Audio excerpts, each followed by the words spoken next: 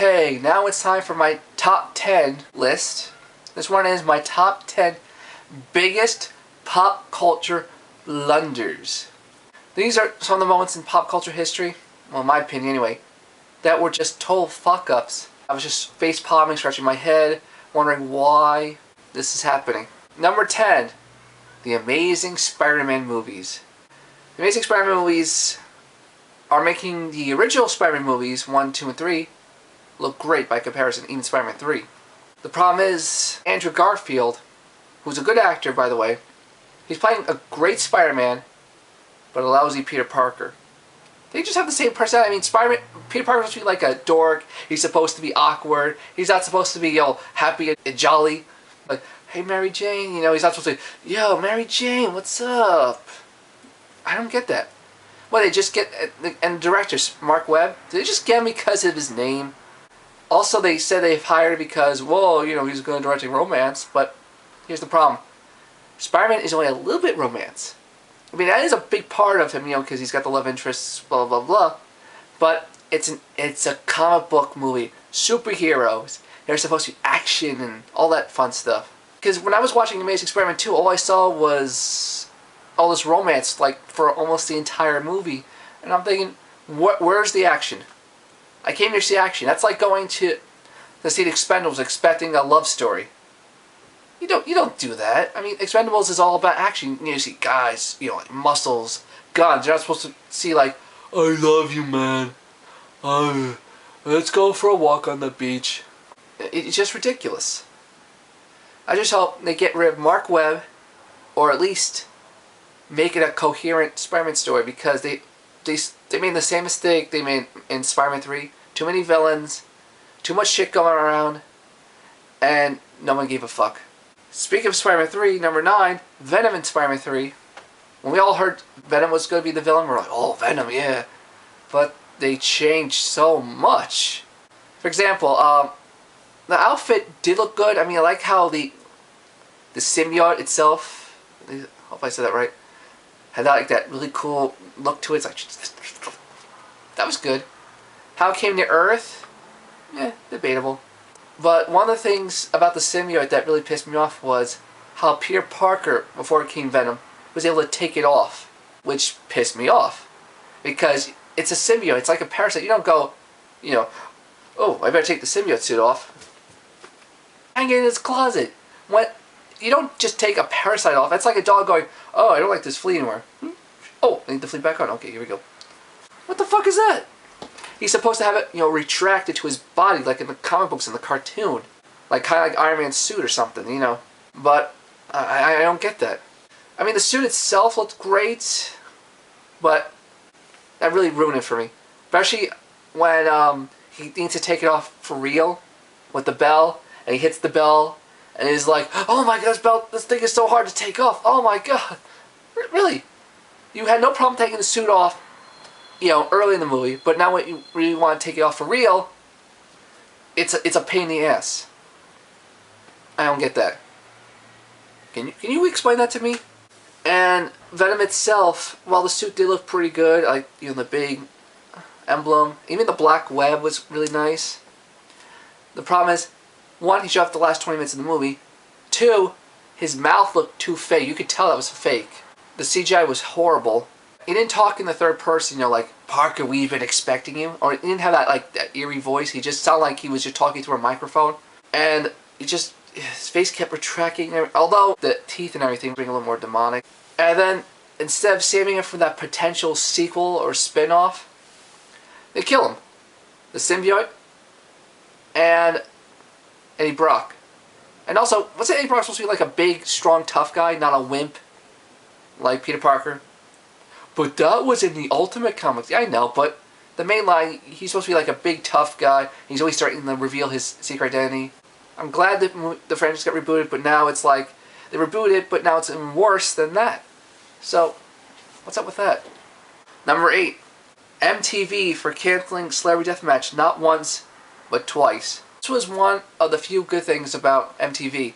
Even though technically this wasn't music, it was still part of pop culture history because Celebrity Deathmatch was unique. It had celebrities, it was claymation, fighting each other to death. So it's pretty much like if we saw celebrities we hate and they're fighting to the death, even though it was claymation, it was still pretty good. It was very creative. It was funny. It was entertaining, and some wrestlers actually guest starred on it, believe it or not.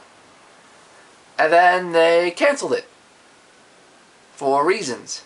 And then a few years later, they brought it back from one season and they canceled it again. What the fuck? They'll have 16 and Pregnant. They'll have all these crappy shows, but a good show. Whoa, hold on there, partner. And this was one of the last good things about MTV. TRL is gone. Music videos in general, gone. Music in general, gone. This was like the last good thing they had, and they blew it. I mean, even though they revived the show and it was so much different, it was still, hey, it's like Deathmatch. And that brings me to number 7. MTV not having any music on it. They have 2 MTV channels, and they all have like Jackass-related shows, pregnant shows, shows that have nothing to do with music. So why call yourself MTV if you have no music on television? Number 6, well, a lot of us can relate to, wrestling fans. The World Wildlife Fund suing the WWF, forcing the logo and name to change. This happened back in 2002, which, and I still don't get the logic here either. It's been the WWF for what, 70s, 80s, all the way up to that point, and then the World Wildlife Fund was, wait a minute, there's another WWF? Oh, we're suing them. Why the fuck would you wait so long to do this? If I did that today, I would have been sued tomorrow. It's like, what was it? Okay, we're going to give them like 30 years, and then we're going to sue them. And that's why today, the WWF, World Wrestling Federation, is World Wrestling Entertainment. Because of this. Alright, number 5, the ending to Zeo into Turbo. Zeo was actually my favorite season of Power Rangers, in case you don't already know. Zeo was pretty good, it was great, it had cool costumes, Zords, you name it. But then when it came to Turbo, it went to shit. My Morphin seasons, whenever they wanted to get the upgrade to newer Zords, powers, you know, they would actually have that big battle. Zords would get damaged, powers would get lost. And then they're like, you need this new power. And they stated at the beginning of the season that the Zeo power will get greater, over time, and it was from a mystical crystal. Now, would you think like otherworldly crystal would be more powerful than race cars? I would think so. But instead of challenging the new villains with the Zords, the powers, whatever, they're like, Zord's like, no, don't even bother. Use these new turbo powers instead. Like, what? That's the explanation? Why not challenge her to show how powerful she is, then go to Turbo, even though race car is better than Zeo Crystal powers? Right into the story where it's like, not to battle her, but she's like uses something to zap their powers away or neutralize the power, like she has like the anti-Zeo Crystal. That would have been better, but I'm at a loss here that they would do this. When they went to Turbo into space, at least they were like, the other powers got destroyed, the command center got destroyed, they had to go into space to get new powers. That's good. But why did they not do something like that for Zeo with the Turbo? Number 4, which I touched upon this already, Banjo Kazooie Nuts and Bolts. Number 3, canceling Young Justice for Beware the Batman, and then the show disappears for about a year, and then surfaces on Adult Swim. About a year ago or so, DC, Warner Brothers, Cartoon Network, they had their own DC lineup. They had Young Justice and the Green Lantern cartoons, which were beloved by everybody. They were great. It was kind of a different take on Green Lantern. It did have great stories, it had great characters, but I'll get to that later. Young Justice was good. I mean, the animation was great. They had, the young superheroes having their own, like, Justice League of sorts, occasionally teaming up with the older heroes. At the end of the last season, they were setting up for a big story, but then they're like, you know what, let's cancel the show and replace it with Beware the Batman. What? And people were begging them not to cancel the show. It was great. They were trying to sign a petition, I think, and they were just pleading, don't cancel the show. We love the show. The show is about to get better. But for some reason, they're like, you know what? Nah, you're not going to have the show anymore. We're going to give you Beware the Batman. Beware the Batman. Alright, fine. The new Batman show should be good. But they're like, well, no, this is going to be completely different. We're going to have, it's going to be CGI animated. It's going to have lesser known villains and stuff, blah, blah, blah. Don't get me wrong, Beware the Batman, it's a pretty good show. But this Young Justice was so much better. And also, they only showed like, what, 4 episodes, and they took it off the air for a while. and almost a year later they brought back, but they put it on Adult Swim. So what the fuck was the point? And the show was still pretty interesting, but it's like someone giving you a T-bone steak for dinner, and they're like, no, we're going to take it away, we're going to give you a little M&M. Alright, number 2, Cartoon Network canceling Green Lantern and replacing it with Teen Titans Go.